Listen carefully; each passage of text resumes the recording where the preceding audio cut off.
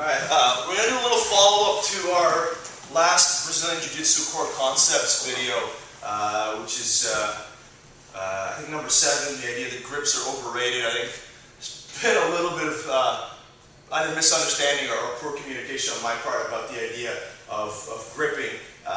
One of the things that I've noticed, and the reason that video came about, by the way, is I've had a lot of people come to me from other schools, and what I've noticed is they grip without purpose. They grip constantly. For example, one thing that happens all the time is I'll see guys are gripping, double gripping the collars while the other person's passing, or even gripping the collar and the sleeve while the other person continues to pass. And as the person moves by my guard, they just can, yeah, exactly. So you see this all the time, or I've seen this quite a bit with certain people.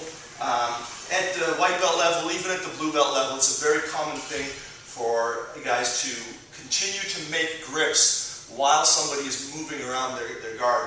And this is the sense in which, I mean, that grips are overrated. If you are using grips exclusively without understanding of the biomechanics of what makes a grip advantageous, then all you're doing is, it's kind of like, there's that episode of The Simpsons where Homer has his hand stuck in the vending machine and the firefighters show up and they say, "Sir, we're going to have to cut your arms off, but before we do, you're not still holding on to the cans in the vending machine, are you?"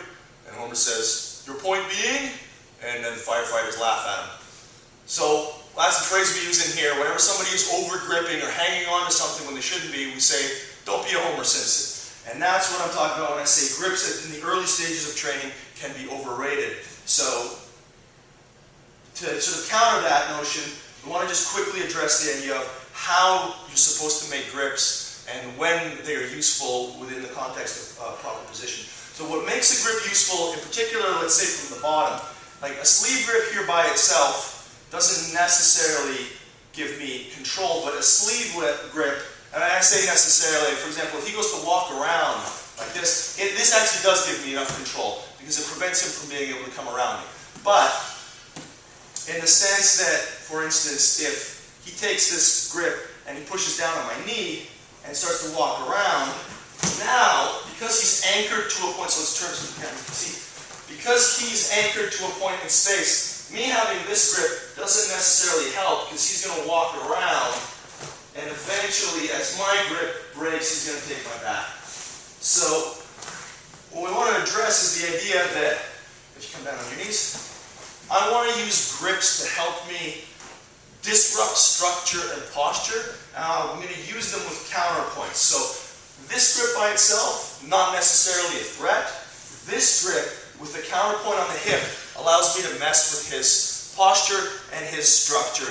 And he was spreading out his base there, so I would be able to now attack the limbs. Whereas if all I was doing was holding this grip here, and I started to pull, he could even put his hands on the ground and walk around my guard if I did nothing else, obviously.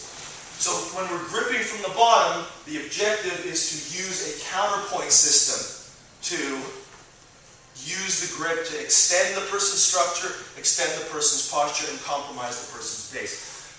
From the top, and alternately, when we're dealing with people that are entering our guard, we don't want people to be able to establish grips in such a way that they can separate our posture and our structure. So for instance, if he makes sleeve grips from the top, that's not necessarily going to help him because I could, without even re-gripping, I can use this to affect his structure and spread it out and actually pull him into, now he's smart enough to let go there, but a lot of guys will hold on to your sleeves for dear life as you pull them into submissions. This is obviously a beginner error, but it's one that can be compounded when you over-grip.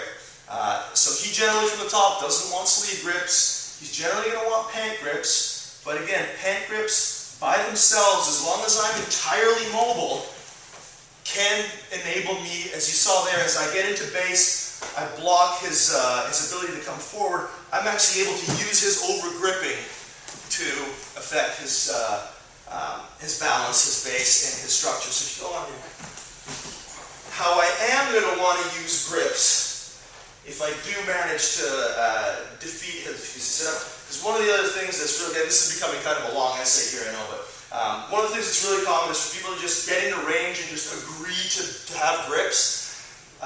We do a lot of, when I first started teaching people here, I had a lot of students, again, come from other schools, and universally they were very used to just starting rolling by, all right, I'm going to make a grip, you're going to make a grip, and we just agree that we're going to grip.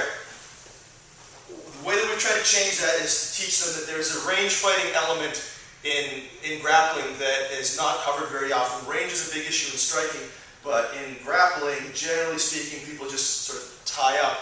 So we want to engage from outside range into hand fighting range, into grip fighting range, and then once we've gotten into what we call hip fighting range, where I'm basically fighting to dominate the hips. At every stage of this battle, if you lose, your job is to open up the range. For instance, if I manage to dominate his hands, and then I get good grips here, so now I've got a grip on his sleeve and I've got a grip on his collar, now I'm starting to hip fight. I've separated his upper body from his lower body. I'm going to pass now.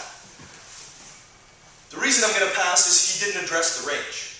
If the second he lost this battle, and I started to try to make my grips, he blocks my knee and hips away, now me trying to hold on to this grip still is no good. If he pushes on my elbow, then he's starting to control my structure. So if we come back, I don't make my grips until I've won the necessary range battle. So the first battle is me stepping into range while avoiding, let's say, his feet, getting proper foot positioning. If he starts to block, now I've won a range battle, I can start to make my grips. All right? Again, from the top, generally you don't want sleeve grips, you want collar grips, and you want pant grips. If you want grips at all, it's possible to do this without grips, but what I definitely don't want to let him do is make sleeve grips. So when I enter, this is why it's so important that I enter, once I enter into actual range, I'm hand fighting first, and then I'm trying to make my grips. And the same thing goes for him. If I start to make a dominant grip, he's going to want to break that grip off and open up the range, and then pull me into a position where now he's got a counterpoint, he's controlling my structure, he's able to bow my posture up, he could attack submissions, he could attack sweeps.